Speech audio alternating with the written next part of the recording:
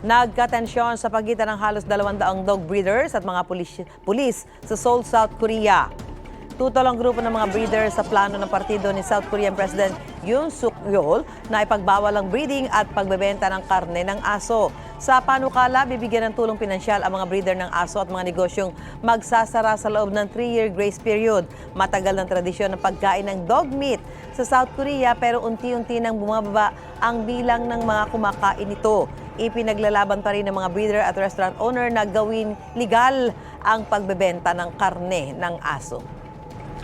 Mauna ka sa mga balita, bisitahin at mag-subscribe sa GMA Integrated News sa YouTube. Sa mga kapuso abroad, samahan nyo kami sa GMA Pinoy TV at sa www.gmanews.tv.